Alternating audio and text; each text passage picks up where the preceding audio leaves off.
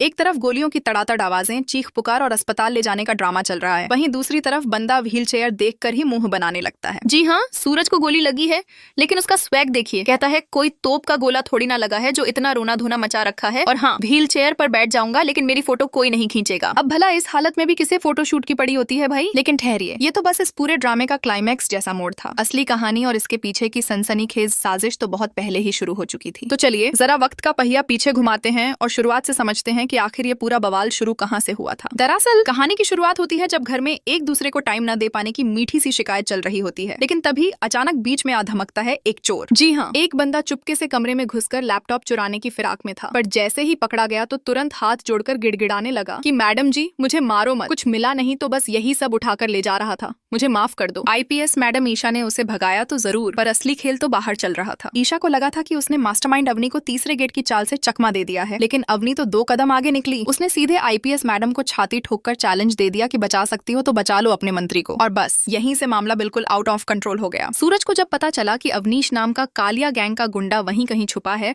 और बंदूक फिट करने की फिराक में है, तो वो अपने आदमियों के साथ सीधे उससे भिड़ गया। अब सूरज तो ठहरा अपने धुन का पक्का, उसने ईशा की बात भी नहीं मानी और सीधे खतरा मोल ले लिया। नतीजा क्या हुआ? गोली चल गई, चीख पुकार मच गई और अवनीश गोली मारकर रफू चक्कर हो गया। जब सूरज को लहूलुहान हालत में घर लाया गया तो पूरा परिवार सदमे में आ गया। ताई माँ की आंखों से आंसू रुकने का नाम नहीं ले रहे थे। सब चिल्ला रहे थे कि इस उम्र में ये सब करने की क्या जरूरत थी, पर डॉक्टर ने जब आकर घाव देखा तो राहत की सांस ली। गोली सिर्फ छूकर निकली थी, लेकिन डॉक्टर साहब ने सख्त हिदायत दे दी कि कम से कम 1 हफ्ते तक पैरों पर खड़े भी नहीं होना है और पूरी तरह व्हील चेयर पर रहना पड़ेगा। अब आप सूरज को तो जानते ही हैं, दर्द अपनी जगह पर, उसका मजाकिया अंदाज आयद अपनी जगह। ताई माँ ने तो साफ धमकी दे दी कि अगर घर से बाहर पैर भी रखा ना तो दूसरा पैर भी तोड़ दूंगी। खैर, जैसे जैसे रात ढलती है और घर का माहौल शांत होता है, तब शुरू होता है सूरज और ईशा का वो खास बेहद इमोशनल पल। ईशा खुद को कसूरवार मान रही थी, उसकी आंखों में पछतावे के आंसू थे कि वो अपने ही पति को नहीं बचा पाई तो देश के मंत्री जी को क्या बचाएगी। लेकिन सूरज ने जिस खूबसूरती से उसका हौसला बढ़ाया, उसने सबका दिल जीत लिया। सूरज ने कहा कि ईशा जी, जिस टीम की पहली बॉल पर विकेट गिरती है ना, अक्सर जीत उसी की होती है। आपकी चाल गलत नहीं थी। अगर आपने मुझे एयरपोर्ट पर गाइड नहीं किया होता तो मैं उस गुंडे की बंदूक छुपाने वाली चाल को कभी फेल ही नहीं कर पाता। बैकग्राउंड में रोमांटिक और इमोशनल गाना बज रहा है, तू कहां मैं कहां, अजब है कहानी गजब है फसाना, और दोनों एक दूसरे की आंखों में आंखें डाले उस मुश्किल घड़ी में भी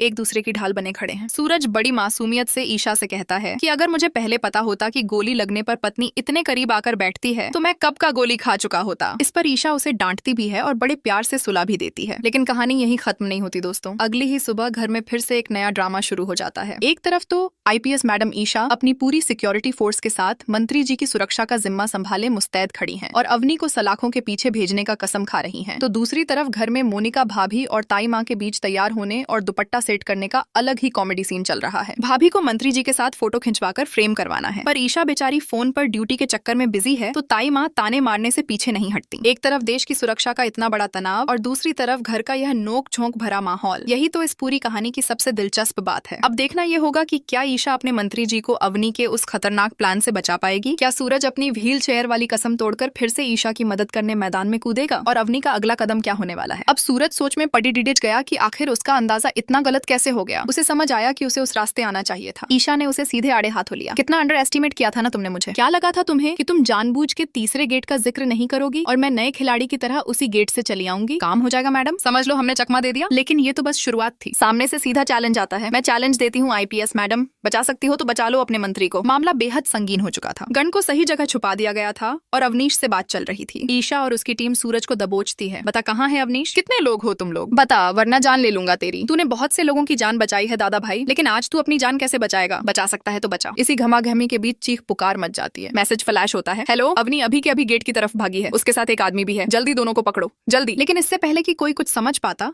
धाए की आवाज होती है।